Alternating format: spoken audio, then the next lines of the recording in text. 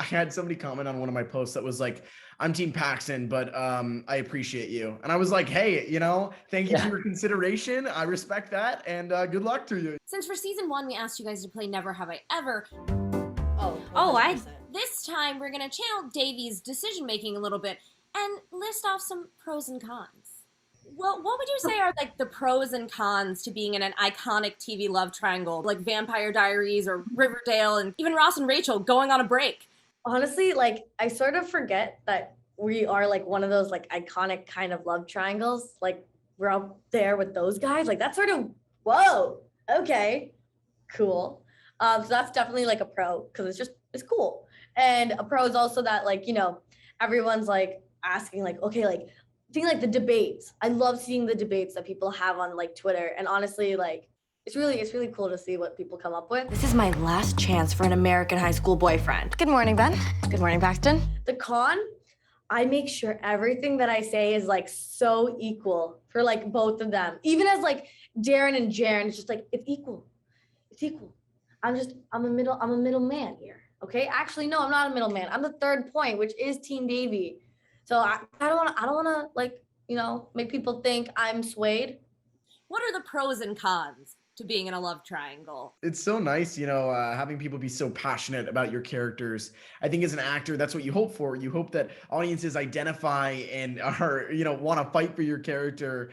And I think that it's really great that we have the opportunity to be a part of something that means so much to so many people. There's like discourse and debates and all sorts of things that are so exciting. I love following it. I know Darren and I both get like Team Ben, Team Paxton, like all the time on our Instagram and social media, and even sometimes like interacting with the other side is so much fun. Just because like I had somebody comment on one of my posts that was like, I'm Team Paxton, but I appreciate you. And I was like, hey, thank you for Yeah. your consideration. I respect that, and good luck to you. So it's really great. I love the fan interactions. That's why I have to figure out my boy situation stat. Jaren and I, there's no existent rivalry in real life. We love each other very much, and it's within the show. It's just fun to play something completely opposite, where there is this weird rival like competition between us. Ben gets my super brainy side. The cons of it, I would say, are being consistently asked to choose, because as Paxton, you're obviously choosing Paxton. As Ben, you're choosing Ben. But as Darren and Jaren, there may be a little bit of bias, but it's also not that serious with us. Fans take it very seriously, and we try to share that emotion. But I always say it's a trick question, so I'm just like Team Davy. Paxton gets my mega horny side. It seems like this show is trying to put a premium on the idea of choosing yourself. So what does it mean to be a part of a show that is trying to put messages like that out there for young people? I think it's very necessary and relevant. And this couples on a question I think I've been asked a lot in terms of what do you want people to take away from this? And I think younger generations, especially, it is, but anybody this can apply to, it's whatever happiness or sense of security or confidence that you're trying to find in someone else. It's never going to exist there until it exists inside of you. And I think the show, in terms of about being Team Davy, being team yourself, is very important, because you can search for that high and low wherever you want, but it resides in you, and everything else can only be a complement to that. What do you think it would take for that love triangle to really end? Graduation. Just graduation, and then watch them all end up in the same college, and then we're screwed. No, I don't know. Man. Like that. I mean, Davy decides on her own will that she's gonna pack it up and go to India. She'd have to really mess things up, like real bad. And she's already done that. I don't know how it could get worse. I don't even know. Honestly, I think at a point it might be Davy really choosing herself, or one of them moving away. Because if we're all in the same school, I think that love triangle is going to be transforming into different shapes left and right until someone graduates. So Well, speaking of graduation, that is a lot of what we get to explore with Paxton in some ways this season. We get to finally get some inner monologue from you, some inner voice, find out more about your character. What was it like getting a chance to hear somebody else say what your character's thinking? It was amazing. You know, season one was very much about subtly pulling back layers of who this guy is. It was based, I think, more on a superficial, you know, nature about him. But now you're really starting to see that onion, I will say, have its layers pulled back. And just like an onion, I think it can bring the tears, you know, it can bring some joy, but it's been great exploring his culture, his heritage, his home life. It has been the funnest process. And I love showing that there is a heart beneath the pectoral muscles, I will say, that are so famous with Paxton. What are the pros and cons of doing a shirtless scene? Pros, they're just hilarious and fun, and obviously it's flattering being complimented on your physique. Cons, you get more focus on your physique than your emotion, and also it's 60 degrees in those sound stages, and I'm getting sprayed with water, so it's freezing. God, I'm ready for a shirtless scene. No, I'm kidding. Another Indian girl who's prettier, cooler. Davy, you're holding that pen like a knife again. What is the pro and con of being the new girl on set? The pro is that everyone gives you attention, and the con is everyone gives you attention. You're just there. No, I think the pros are playing Anissa. She's just such a fun character to play. Like, what's not to like about it?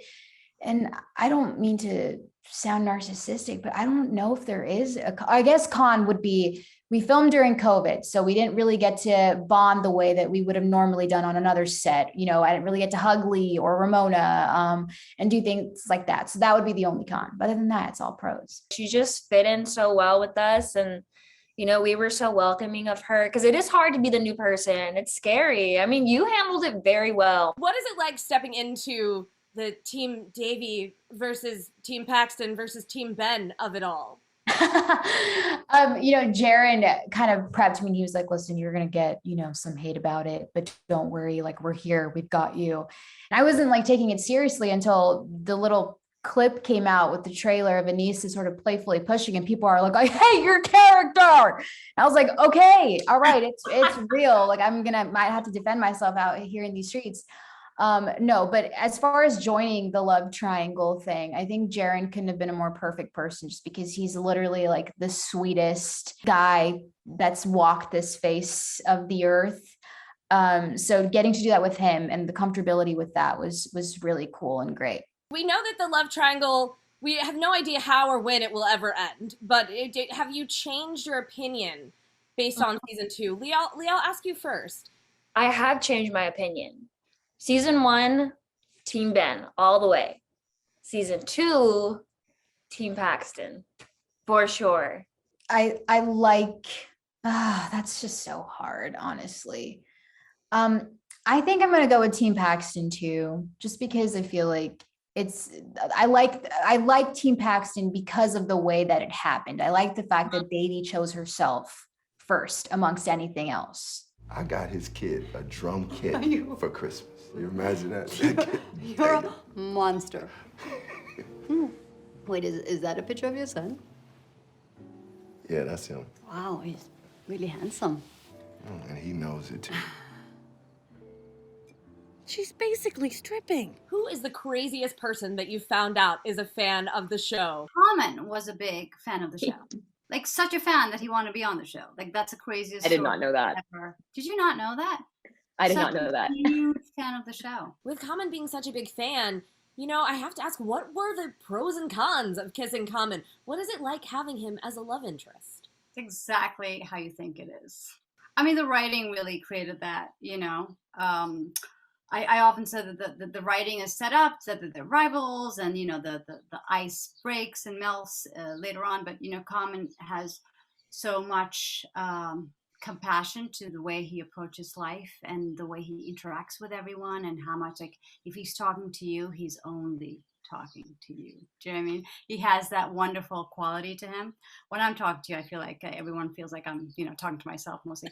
When I met him and when we were in the scenes together, I often say this, that I did not realize that Nalini actually feels immensely seen by Dr. Jackson. And that's what I think Common brought to the role. I have a stack of papers with my research over there, and if you try to take my name off of it, I will... How would Davy put it? I will go ham on your ass.